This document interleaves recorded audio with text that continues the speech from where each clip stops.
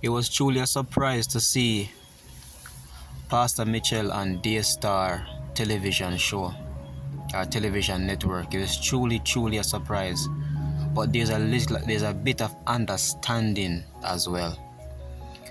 But DAYSTAR has been on the net viral when it comes to all the scandals, when it comes to all the compromise, when it comes to the allegation of a child being SA'd, when it comes to so many things. So this was not expected. It is not expected to see the fiery preacher that preach about holiness and righteousness, that talks about sin and speak out against foolishness in that camp, speaking on their show. It was really and truly something surprising and a bit disappointing, because this man is very fiery when it comes to his preaching. So we believe that once you're firing what you're saying, you must also be firing what you're doing as well. But nevertheless, for those out there, pray for this brother if you're led to, because there's a bit of understanding there.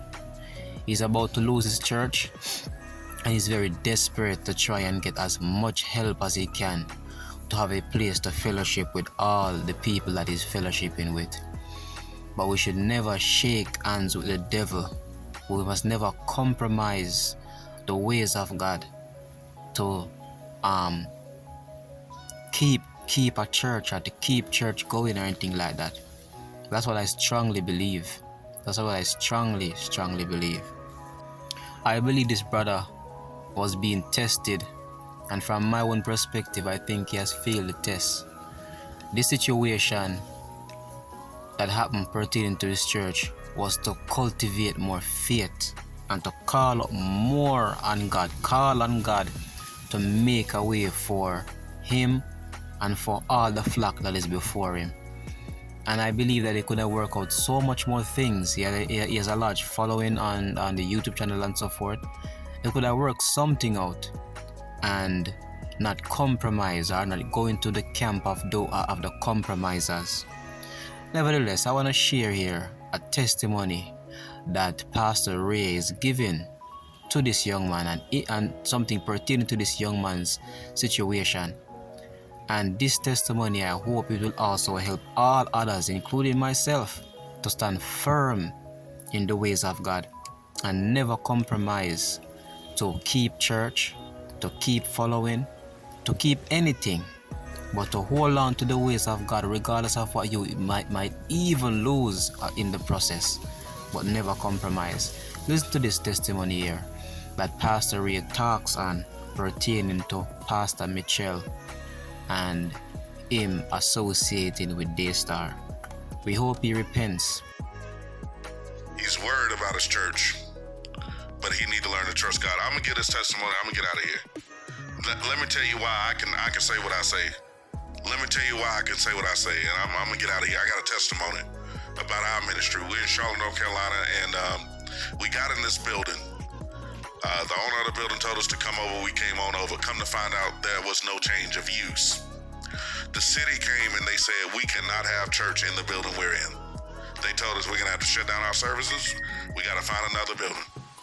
Similar to what Phillip Anthony Mitchell was going through. I'm not making stuff up. I'm a brother of experience. I got with the elders of our church because I didn't see a way out either. I didn't have a DAYSTAR I can run on.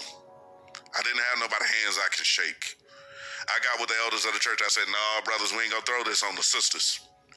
We ain't about to have the sisters panicking and crying and, oh, Lord, save our building. Oh, Lord, save our church. I said, elders, let's hold hands and let's call on the name of Jesus. I said, elders, we're going to call on the Lord and ask the Lord to touch the city heart, that we can have our service here, touch the owner heart, that he don't kick us out this building, and touch the people heart, that they'll continue to support the church. And we cried out unto the Lord as men of God. And after we cried out unto the Lord, the city came back. They looked at the plans for our building.